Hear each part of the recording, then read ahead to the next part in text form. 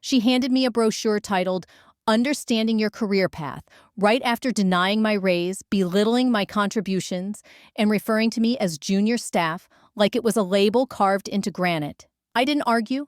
I didn't cry. I simply stood up, nodded once, and walked out of that office with a silent promise. You'll remember this face, just not the way you expect. My name is Caroline Brooks. I was 59 years old, and I'd worked at Havencrest Systems in Seattle, Washington for 22 years. I had survived 5 management overhauls, 3 infrastructure changes, and a full ERP migration without so much as a stumble. But apparently, loyalty expires when you're not loud about it. This wasn't a tantrum. What came next was precision. If you've ever been undervalued, overlooked, or labeled, just support this story is for you. If it feels familiar, drop a comment. I read everyone because your voice matters here. They didn't fire me with fanfare. There was no confrontation, no pink slip, no send-off. It was the kind of exit that slips between the lines, quiet, cold, and cut with surgical indifference. Cheryl from HR called it a career discussion. She greeted me with that fixed smile HR people reserve for performance improvement plans and polite terminations. She gestured toward the chair across from her desk like it was a lifeboat, and she already knew the ship was going down. I came prepared, a 14-page portfolio neatly tabbed. It detailed every project I'd spearheaded, every broken workflow I'd rebuilt, every cost-saving fix I'd deployed without seeking credit.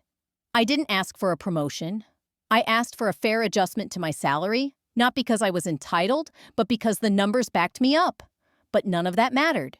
What hit hardest wasn't the denial, it was the tone. That syrupy, condescending voice when Cheryl leaned forward and said, "Caroline, this is a corporate office, not Shark Tank. We don't negotiate with junior staff." I didn't flinch. I didn't ask her to repeat it. I didn't need to. That sentence echoed in my mind like a brand seared onto my skin. Like every late-night fix, every server patch, every Saturday I logged in while others enjoyed their weekends, meant nothing. My efforts were tolerated, not valued. That's the thing about quiet professionals. They mistake our silence for submission when in truth, it's just focus. I thanked her, not because I was grateful, but because I was finished. I walked out of that office for the last time, past the whiteboard I'd cleaned every Friday, past the leadership posters I had designed but never been credited for, and past my manager's desk, where he was watching onboarding videos for software he'd never use. No one looked up. No one noticed. And that's what sealed it. This wasn't just rejection. It was erasure. But let me be clear, I wasn't broken. I was becoming dangerous, not with rage, but with resolve. Because people like me don't yell. We build, we outgrow, and we come back in ways they never see coming. If you've ever been dismissed, remember this. Quiet doesn't mean weak. It means we're preparing. And when we return, we're not asking for a seat at the table. We're bringing our own. It was erasure, plain and cold. I packed my bag that evening with a calmness that surprised even me. No rage, no outburst, just a deep surgical detachment. The kind that happens when you've already said goodbye 100 times in your head. I left behind the company mug with their outdated logo, but I took everything that mattered: my notebooks, my personal logs, the system architecture I had practically rebuilt from scratch.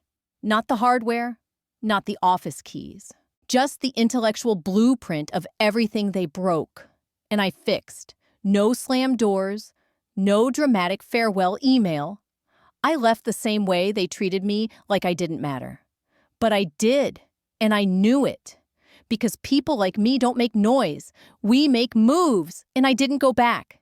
I didn't even look back. Instead, I pivoted. I searched for something not bigger, but smarter. Before Cheryl ever smirked and called me junior, before that laminated HR brochure landed on the desk like a funeral program, I was the one keeping the seams of Havencrest from splitting apart. They just never looked close enough to see it. Maybe they still don't. But every tool they used, every dashboard they bragged about in board meetings, every automated compliance report they clung to during audits, all had my fingerprints. I didn't create those systems for praise or promotion. I did it because if I didn't, no one else would. There was a time not long before that conversation with HR when I truly believed competence would speak for itself, that good work always rose. So I stayed late. Not for overtime, not for thanks, just because the system integrations were unstable and no one else could fix them. The contractor before me had left half the APIs unsecured, pushing sensitive data into legacy folders that hadn't been monitored since Q3 of the previous year. I patched it, quietly. The finance team once spent 3 weeks trying to fix a payment sync issue. I rewrote their entire batch script over a weekend. My manager called it a miraculous recovery on Monday morning and took the credit. When our biggest healthcare client had a back-end outage during onboarding, it was my midnight code rewrite that saved their operation. The partner never knew it. My team never asked. I never spoke up. Because back then, I still believed they'd eventually see me. The truth. They preferred it this way. I was invisible because it made them feel secure. It kept their ego intact. But even ghosts keep records. When I left, I didn't chase a title. I chased a culture that wouldn't need me to fight to be seen. That's when I found LyraSec, a tight-knit cybersecurity firm based in Tacoma, Washington. No flash, no gimmicks. Just honest, hungry engineers building something that mattered. Their CTO, Raymond Cortez, replied to my email directly. Not a recruiter, not a bot. Him. I've seen your name before, he wrote. Figured you were already someone higher up. I almost laughed. It was the kindest assumption anyone had made in years. We didn't talk benefits or titles in that first call. We talked systems, weak points, failure scenarios, resiliency. He listened. I responded. And in 10 minutes, I knew I had found something I never had. Before a place where quiet strength wasn't ignored, it was respected. That was the first real move. And I wasn't done yet. I've seen your name before, Raymond said. Thought you were higher up. I almost laughed. That simple sentence was the kindest thing anyone in tech had said to me in years. Our first call wasn't about salary benefits or corporate perks. It was about systems flaws, gaps, architecture that needed rethinking. Raymond, the CTO of LyraSec, pulled up a virtual whiteboard and walked me through their current back-end infrastructure. Before he finished the third layer, I had already spotted 4 major inefficiencies. His only response, "When can you start?" That was it. No ego. No, we'll get back to you. Just an invitation to do the work that mattered. I joined as a contractor, but they didn't treat me like one. Not once. Within the first week, I was re-engineering their vendor authentication protocols. By week 2, I had full access to their audit logs. By the end of the month, nobody referred to me by title anymore. I was just Caroline, the one who got things done. And the irony. Everything I was building, I had already built once before. I'd debugged these systems, written these frameworks, patched these vulnerabilities. The difference now, someone was finally paying attention. I wasn't planning revenge. Not yet. I was too focused on the craft, the code, the clarity. But make no mistake, memory guided my hands. Every system I optimized carried with it echoes of mistakes made back at Havencrest. Each elegant solution I deployed was informed by the chaos I once cleaned up quietly in the background. Back then, I had saved million-dollar contracts in silence and watched someone else take the bow. At LyraSec, no one asked for perfection. They asked for honesty. When something didn't work, they asked why. And they listened. Bit by bit, I began laying the foundation for more than just a reliable system. I was engineering a competitive advantage. They didn't know it yet, but we weren't just improving, we were preparing for a confrontation. And I knew where the fault lines were, because I had been the one silently holding them together for years. No one at Havencrest knew where I went after I walked out that day. That was intentional. I didn't update my LinkedIn. I didn't post some dramatic resignation message. I let them believe I had faded away into some background support role at a no-name firm. I became the ghost in their rearview mirror, quiet, out of sight, but always moving. At LyraSec, I wasn't just building systems. I was crafting a weapon, not to destroy, but to disrupt. Not out of vengeance, but with precision.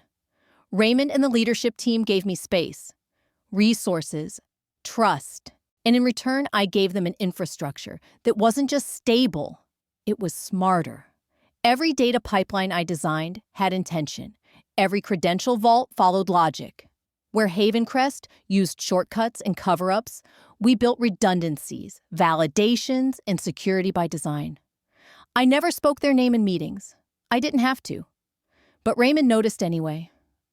One afternoon, he looked up from his laptop and said, "You design like someone who's had to clean up too many messes." I just smiled, because he was right. And I wasn't done yet. I just smiled, because he was right. If something in this story stayed with you, if you've ever felt unseen but kept showing up anyway, then this space was made for you. I invite you to subscribe not out of habit, but because the next part of this journey is where quiet resilience turns into undeniable momentum. What comes next isn't about revenge, it's about rising, and you deserve to witness it. Join me as we move from being underestimated to becoming unforgettable. Hit subscribe, stay with the story, and together, let's make silence the loudest kind of strength there is. Over the next 3 months, LyraSec evolved from an overlooked player in cybersecurity to a formidable new force in the industry. We didn't chase headlines. We didn't flood social media with rebrands or marketing jargon. We just won contracts quietly, methodically, and with results that spoke for themselves. I handwrote our new vendor audit framework from scratch. No recycled templates, no bloated slides, just clear, compliant, and elegant documentation that made sense to real clients, not just auditors looking for checkboxes. The first time we went head-to-head with Havencrest, my old company, it was a mid-sized government data migration project. They showed up with the usual pageantry, glossy pitch decks, flashy animations, and 10 full minutes of empty buzzwords. We walked in with a live demo, a tested roadmap, and answers. We won. When I saw their name on the competitor list that day, I didn't flinch. I kept my camera off during the virtual meeting, let them wonder who had authored the architecture that crushed theirs so completely. From there, the momentum snowballed. Word spread quietly through back-end circles. LyraSec wasn't just fast. We were clean. Clients loved that, especially the kind who'd been burned before. And it didn't hurt that half the problems we solved were pain points left behind by Havencrest, like open wounds they never bothered to close. Their shortcuts had become our blueprint. Eventually, our legal team started noticing suspicious patterns. These workflows look familiar.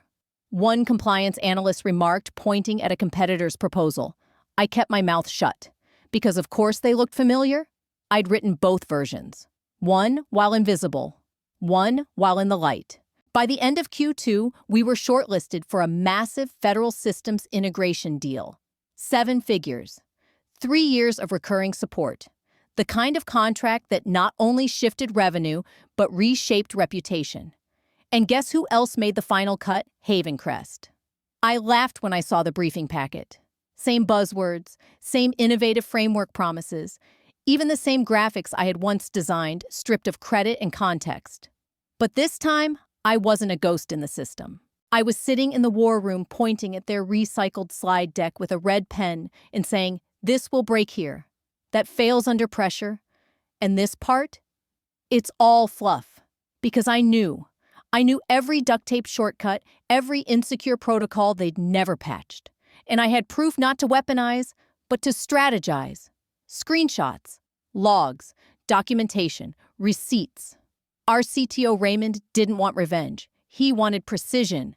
So we rewrote our pitch slide by slide, scenario by scenario, until it wasn't just good. It was inevitable. We weren't just bidding anymore. We were hunting. And they were still tossing around words like synergy and scalability, like they still meant something. But you can't build a winning proposal on buzzwords, not when the facts are sharper than the fiction. I never once said their name in that room. I didn't need to, because in the silence between bullet points, I was laying down the blueprint for their collapse. Not with fire, with facts. The final pitch was scheduled for a Friday morning in June, government-private sector hybrid scope, all wrapped in one monumental deal. 7 figures. A multi-year systems overhaul. The kind of contract that doesn't just change cash flow, it rewrites the future. We didn't rehearse like they did. No media team, No branding coach, no empty pep talks. We had something better answers. At Lyrasec, we'd spent months refining a prototype so tailored, so airtight that it didn't need a flashy unveiling. It spoke for itself. Clean, efficient, battle-tested. I'd be lying if I said I wasn't nervous, but it wasn't fear. It was anticipation, sharp and electric. Because the moment I stepped into that government conference center and saw the placards at the long table, I knew exactly who would be sitting across from us. Havencrest. Same cold blue logo. Same glossy handouts. Same executives who once looked straight through me like I was the office ghost. And at the center of their delegation, in a fitted black blazer and holding a clipboard like a sword, was Denise, the HR manager, who once dismissed me with a smile and a printed brochure. Her eyes swept the room with a confidence that had no business surviving this long. They didn't land on me. Not yet. I didn't sit at the front of the room. That's not where real strategy lives. I chose a spot halfway down, beside a junior architect and across from legal. I didn't introduce myself. I didn't need to. The pitch began. Raymond, our CTO, opened with an unflinching walkthrough of the system's architecture. Live demo. Layered stress benchmarks. Real-time data processing under simulated load. No fluff. No vague promises. Just proof.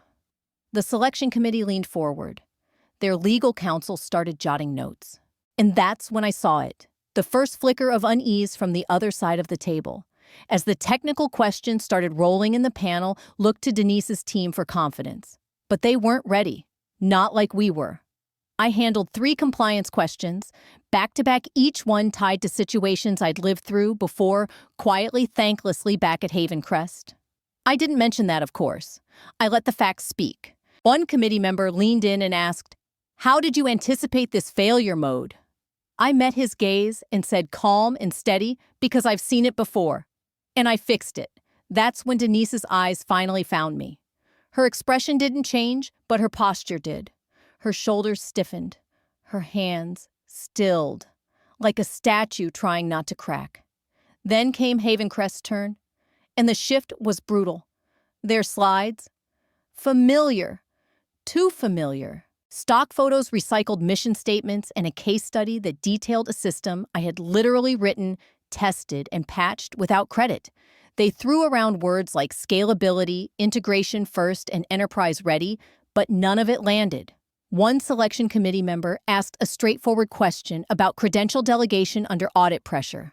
And that was the moment it began to unravel. Their lead engineer deferred. The next speaker stumbled. Denise leaned over to whisper to someone behind her, but the damage was already done. They weren't just caught off guard, they were exposed. Because here's the thing about shortcuts, they eventually reveal themselves. And I was finally sitting on the side of the table that could do something about it. The moment they realized I was on the opposing team came halfway through a systems compatibility discussion. Their VP of Technology, Greg Mallard. I remembered froze mid-sentence eyes flicking across the room. He scanned each attendee like he was trying to locate a threat he couldn't name. And then he saw me. Our eyes met. No smirk, no raised eyebrow. Just quiet, unshakable presence. The room chilled. That was the shift. That silent pivot when the overlooked becomes the orchestrator, when the junior staffer they discarded becomes the architect of their reckoning. We didn't end our presentation with a pitch. That wasn't our style. We ended with a performance audit, 3 simulations, 3 failure scenarios, each one modeled in real-time emergency load balancing, cross-system latency during compliance checks and authentication under security strain. Our system passed. Theirs lagged, then failed. No dramatic pause, no need for flair. The data made the decision for them. The selection chair stood nodded once to the room and said with clarity that sliced through the tension, "We'll be moving forward with Lyrasec as our systems partner. Effective, immediately." He didn't look at me. He didn't need to. I felt it. The weight of every overlooked email, every maybe next quarter, every time someone else had been praised for work I'd done in silence, gone crushed under the force of a single decision that rewrote the narrative. Back at the hotel, our team didn't cheer. No champagne bottles, just quiet nods, too many coffees and screenshots of the signed agreement saved in 4 different folders just to be sure. But for me, the moment came later. I opened my inbox that evening and saw it. A forwarded thread. The subject line read, "Urgent, anyone familiar with Havencrest system architecture?" It came from a director at Havencrest. Just like that, the roles reversed. I was no longer asking for a seat, I was writing the seating chart. The first message came 36 hours after the announcement. Vague subject line, quick catch-up. The sender, Brad Turner, my former manager, the same man who once forwarded me my own documentation as discovered material. I didn't open it. I didn't need to. The preview was enough. Saw your name on the call list. Congrats. Maybe we could... I stopped reading there. The next day, another message. This time from Denise. It was polished, long, wrapped in faux humility and HR-approved language. She wrote, "It's clear you've made significant progress in your new role." Then came the offer. "We'd love to explore a collaborative opportunity, perhaps something more permanent with a title and compensation to match your talents." She even bolded title and compensation. I imagined her typing those words slowly, like they could somehow undo 2 years of erasure. And the irony, she used the same font from the career path brochure she'd handed me the day she dismissed me. Same footer too? I didn't reply. Didn't forward it to anyone. Didn't screenshot it from my files. I just archived it. And in that simple act, I found something even more satisfying than applause. Closure. Because silence, when you've earned it, echoes louder than anything you could ever say. Then came the third message. This one was from Charles Renner, the VP of Operations, the same man who once told me condescendingly that I needed to mature into my potential. His email was just one line. "Perhaps we misjudged your scope." My scope. As if I were a miscalibrated microscope lens instead of a person. As if I'd somehow needed fixing, when in reality, I was the one holding their fragile ecosystem together for years. Silently, invisibly, without ever being seen. I didn't reply. I didn't need to. They knew. They knew every time a client asked, "Can we have the person from Havencrest on this call?" Every time they opened a report filled with logic they didn't understand. Because they didn't build it, they inherited it. Half copied, half ignored. My revenge was never about making a scene. It was never loud. It was surgical. I let them keep talking to my shadow while I kept building, growing, and leading without them. The last message I ever received from anyone at Havencrest came from a junior engineer named Lucas. Just 3 simple words. "You were right." That was it. No preface, no punctuation, no need. That night, I switched my LinkedIn profile to private, not out of fear or secrecy, but as a quiet reminder, you're not invited anymore. I never set out to destroy anyone. That's what they'll never understand. They'll spin their own story now. They'll say I was plotting this from the moment I walked out, that I joined Havencrest just to take revenge, that every deal we won was some kind of personal vendetta. They'll tell themselves every win was a hit piece wrapped in clean code. But the truth, I just wanted to be seen. Not celebrated, not praised. Just seen for the work, the late nights, the calm under pressure, the competence they never cared to acknowledge. And when they refused to look, I found someone who did. That was the spark. Not bitterness. Not rage. Just recognition. Everything that came after the audit victories, the market shift, the contracts, the emails they wished they'd never sent. None of that was the goal. It was just gravity, natural consequence, the slow, inevitable collapse of a structure built on arrogance and assumptions. They called me junior like it would make me shrink, as if a title could override the truth of who actually kept the lights on. But they forgot something important. You don't need validation to build power. You just need space. And once I had that, once I was no longer silenced, ignored, or boxed in, I didn't use it to look back. I used it to grow. The systems I designed, now cleaner, more efficient, built for resilience, not reputation. The meetings I lead, intentional, honest, sharp, and the team I manage. They don't ask for permission to speak. They don't wait for recognition because they know exactly what it feels like to be overlooked, erased, treated like background noise. And I'll never let them forget that their voices matter. I don't walk into rooms hoping to prove a point anymore. I walk in because it's my job, because now I belong there. Or my table, because that's what happens when you outgrow the room they once refused to let you into. If the very people who called me invisible now find themselves standing at the threshold asking to be let back in, I won't raise my voice. I'll raise the bar. I didn't burn bridges. I didn't sabotage. I didn't campaign for revenge. I simply outgrew them. And here's the irony: they handed me the blueprint to do it. Every dismissal, every shrug, every ignored solution I gave them was fuel. They showed me exactly what a company shouldn't be, and I used it to build the kind of workplace I always deserved. There's a lesson here. Maybe several. Sometimes the most powerful revenge isn't public or dramatic. Sometimes it's not even revenge at all. It's evolution. Quiet, intentional, unstoppable. This isn't a story about vengeance. It's not about exposing people or torching careers. It's about walking away from a place that never recognized your worth and finally building something stronger on your own terms. Caroline didn't win by tearing anyone down. She won by walking into rooms where her knowledge was respected, where her voice didn't need permission to be heard. She let her work speak, and that was more than enough. In the end, her former employer wasn't ruined by her actions. They were undone by their own blind spots, their inability to see the person who had been holding their operations together all along. And that's not just a satisfying story arc, it's real life. It happens every day in corporate America. Talent is ignored. Loyalty is exploited. Quiet excellence is overlooked, while louder, flashier mediocrity rises. But here's what I've learned through all of it. You don't have to explode to make an impact. You don't need to break things to leave a mark. Sometimes the loudest message comes from the work that continues long after they've forgotten your name. You don't have to rebuild to prove a point. You rebuild to live well. And success, that becomes the echo.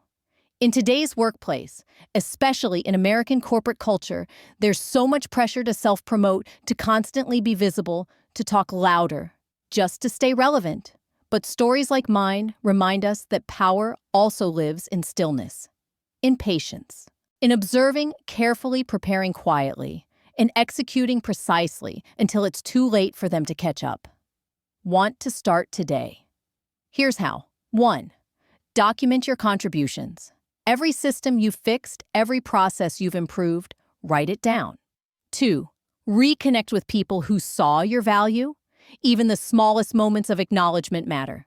3. Update your resume, not just for hiring managers, but for yourself. It's a reminder of who you are. 4. Identify what you've mastered in silence. That's your leverage. If you've made it this far, thank you for listening, for seeing me, and maybe even for seeing a bit of yourself in this story. I didn't share all of this to gloat or to seek validation. I shared it because I know what it feels like to give your all to a system that never truly sees you. I know what it's like to carry teams solve problems in silence and watch others take the credit. I know how heavy that invisibility gets. So if my story resonated with you, if you've ever been dismissed, overlooked, or underestimated, I want to hear from you. Drop a comment. Tell me what they took from you, or what you've quietly reclaimed. Your words matter here. I read every single one because this isn't just about me. It's about all of us who were told to stay quiet, stay small, or stay in our place. Here's what I've learned: you don't have to fight dirty to win. You just have to know your worth, protect it, and surround yourself with people who see it too. The world won't always reward integrity right away, but that doesn't mean it isn't the right path. Keep building, keep growing, keep documenting your value, even if no one's watching. One day, the people who ignored you will realize you were the foundation all along. Until then, I'm cheering for you. So hit that subscribe button if you haven't already, because in this space, quiet strength isn't just recognized, it's celebrated.